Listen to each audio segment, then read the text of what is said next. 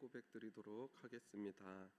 전능하사 천지를 만드신 하나님 아버지를 내가 믿사오며 그 외아들 우리 주 예수 그리스도를 믿사오니 이는 성령으로 잉태하사 동정녀 마리아에게 나시고 본디오 빌라도에게 고난을 받으사 십자가에 못 박혀 죽으시고 장사한 지 사흘 만에 죽은 자 가운데서 다시 살아나시며 하늘에 오르사 전능하신 하나님 우편에 앉아 계시다가 저리로서 산 자와 죽은 자를 심판하러 오시리라. 성령을 믿사오며 거룩한 공회와 성도가 서로 교통하는 것과 죄를 사해 주시는 것과 몸이 다시 사는 것과 영원히 사는 것을 믿사옵나이다. 아멘. 찬송가 393장입니다.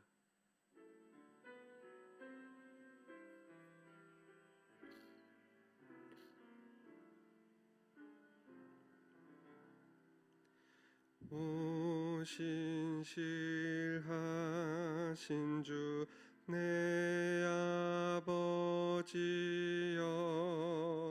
늘 함께 계시니 두려움 없네. 그 사랑 변찮고 날 지키시며 어제나 오늘이 한결같네. 오 신실하신 주, 오 신실하신 주, 날마다 자비를 베푸시며 일용할 모든 것 내려주시니 오 신실하신 주 나의 구주. 봄철과 또 여름 가을과 겨울 해와 달 별들도 다 주의 것. 만물이 주 영광 드러내도다.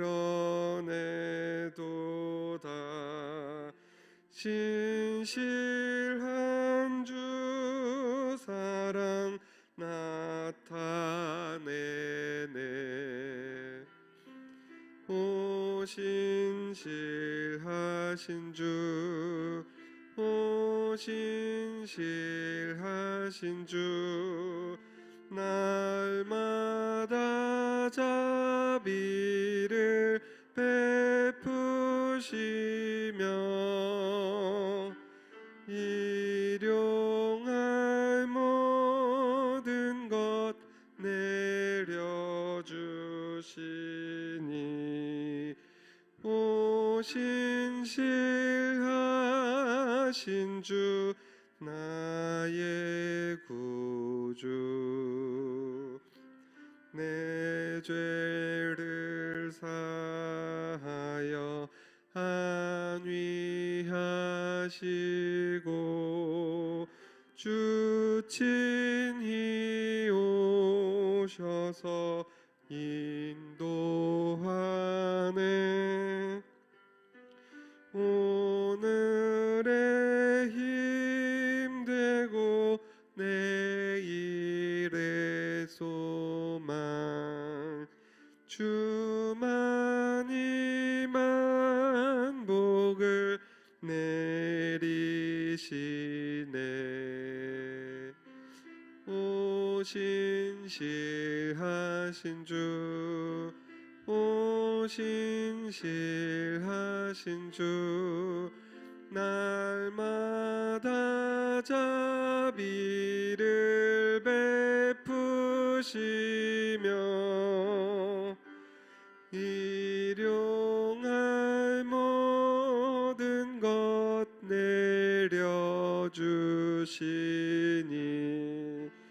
오신 신실하신 주 나의 구주. 성경 보겠습니다. 마태복음 14장 13절부터 21절까지 말씀입니다.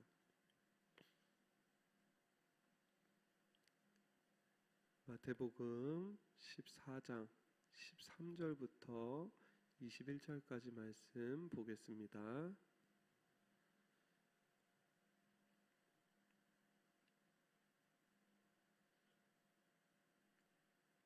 다 찾으신 줄 알고 합독하겠습니다. 예수께서 들으시고 배를 타고 떠나사 따로 빈들에 가시니 무리가 듣고 여러 고을로부터 걸어서 따라간지라. 예수께서 나오사 큰 무리를 보시고 불쌍히 여기사 그 중에 있는 병자를 고쳐 주시니라. 저녁이 되매 제자들이 나와 이르되 이곳은 빈들이요 때도 이미 저물었으니 무리를 보내어 마을에 들어가 먹을 것을 사 먹게 하소서. 예수께서 이르시되 갈 것 없다. 너희가 먹을 것을 주라. 제자들이 이르되 여기 우리에게 있는 것은 떡 5개와 물고기 2마리 뿐이니이다. 이르시되 그것을 내게 가져오라 하시고 무리를 명하여 잔디 위에 앉히시고 떡 5개와 물고기 2마리를 가지사 하늘을 우러러 축사하시고 떡을 떼어 제자들에게 주시매 제자들이 무리에게 주니 다 배불리 먹고 남은 조각을 12바구니에 차게 거두었으며 먹은 사람은 여자와 어린이 외에 5,000명이나 되었더라. 아멘. 예수님께서 헤롯에 대한 소식을 듣고는 배를 타고 가버나움 지역을 떠나십니다. 누가는 예수님께서 도착하신 지역을 베세다라고 밝히고 있습니다. 이곳은 분봉왕 헤롯의 영향이 미치지 못하는 지역입니다. 배를 타고 왔음에도 불구하고 예수님을 따르는 무리들은 여러 고을을 거쳐서 쫓아옵니다. 예수님께서는 이 무리를 보시고 불쌍히 여기십니다. 왜 자신을 따라다니는지 너무나도 잘 알고 계셨기 때문입니다. 무리를 따르는 대다수가 누구였을까요? 가난한 자, 병든 자, 어려운 자입니다. 굳이 잘 살고 있는 자들이 예수님을 따라다니지는 않을 겁니다. 삶의 변화가 없어도 잘 살 수 있으니까요. 자신을 책잡으려 하고 하는 몇 사람 말고는 쫓아다닐 필요가 없는 것이죠. 예수님께서 자신을 쫓아온 무리 중에 병자들을 고쳐주십니다. 그 동안에 저녁이 되었습니다. 식사를 해야 합니다. 제자들은 무리를 보내어 스스로 먹을 것을 사 먹게 하자라고 예수님께 의견을 냅니다. 그때 예수님께서 어떻게 말씀하십니까? 16절입니다. 예수께서 이르시되 갈 것 없다. 너희가 먹을 것을 주어라. 이때 제자들은 떡 5개와 물고기 2마리 뿐이라고 예수님께 말씀합니다. 요한복음 6장에서는 지금 가지고 있는 음식에 대해서 어떻게 표현을 하고 있을까요? 요한복음 6장 9절을 제가 읽어드리겠습니다. 여기 한 아이가 있어 보리떡 5개와 물고기 2마리를 가지고 있나이다. 그러나 이것이 이 많은 사람에게 얼마나 되겠사옵나이까. 아멘. 그 수많은 사람들과 먹어야 하는 양이요 보리떡 5개, 물고기 2마리입니다. 음식을 더 구하러 갈 수도 없습니다. 빈들에서 마을까지 가는 것도 힘들지만 5,000명이 먹을 것을 구하는 것도 힘이 듭니다. 돈이 있다고 되는 것도 아닙니다. 예를 하나 들어볼까요? 교회에서 2부 예배를 마치고 식사를 해야 하는데 식당의 자재들이 망가져서 식사를 준비를 하지 못했습니다. 2부 예배 끝나고 어디로 먹으러 갈까요? 그 수많은 사람들이 한 번에 들어갈 수 있는 식당이 있을까요? 그 음식이 제 시간에 나올 수 있을까요? 그 인원이 다 들어갈 수 있는 식당을 찾기도 힘들 겁니다. 그러나 음식을 만들기도 힘들 거예요. 지금처럼 모든 것이 이 당시보다 월등히 뛰어난 상황임에도 그것이 힘든데, 그 당시에 우리가 드리는 예배 인원보다도 훨씬 많은 5천 명이 음식을 구한다. 이것은 거의 불가능한 일이라는 겁니다. 그렇다고 예수님의 말씀을 이해하고 따를 수도 없습니다. 아픈 몸이 낫는 것, 귀신이 떠나가는 것은, 낫는 것은 눈에 보이지만 무엇이 필요한 것이 아닙니다. 무엇이 새로 만들어지는 것이 아니라는 말입니다. 제자들은 무언가가 새로 만들어지는 기적을 본 적이 없습니다. 예수님께서 이 음식을 가져오라고 하셨을 때 제자들이 예수님께 음식을 가져다 드리면서도 의아했을 겁니다. 무엇을 하려고 가져오라고 하시는 걸까? 누군가는 어떤 기적을 베푸실까 기대했을 수도 있죠. 그러나 대다수는 아마 어떤 일이 벌어질지 상상하지도 못했을 겁니다. 예수님께서는 이 음식을 가지고 어떻게 하십니까? 19절입니다. 무리를 명하여 잔디 위에 앉히시고 떡 5개와 물고기 2마리를 가지사 하늘을 우러러 축사하시고 떡을 떼어 제자들에게 주시매 제자들이 무리에게 주니. 아멘. 음식이 되고 축사를 하십니다. 그리고는 제자들에게 나눠주라고 명합니다. 이 기적이 어떤 형태로 나와 있는지 자세히 설명해 주지는 않지만 나눠진 결과만큼은 놀라지 않을 수가 없습니다. 어떤 일이 벌어졌을까요? 20절, 21절입니다.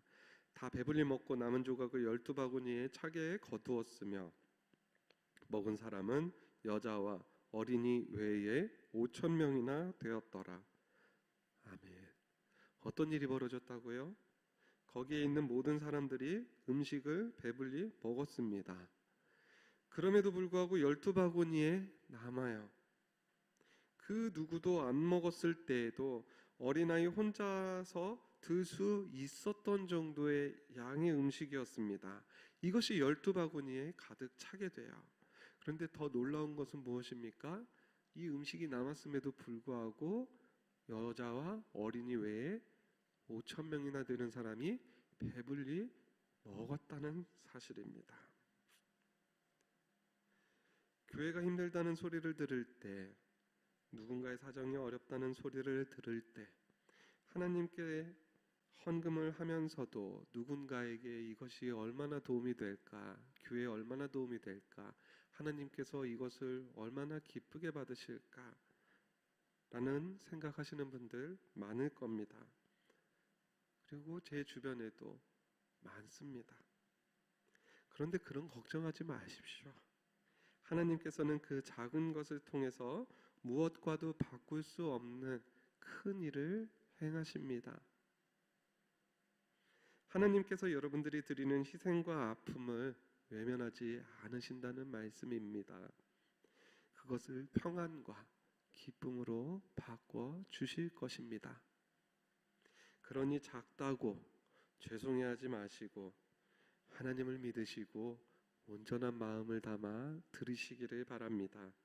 오늘 이 시간에 드리는 기도가 누군가에게는 짧을 수 있지만 하나님께서는 무엇과도 바꿀 수 없는 내 자녀의 소중한 목소리가 되고 내 자녀의 간구가 되고 내 자녀의 기쁜 목소리가 되고 귀한 기도가 될 것입니다.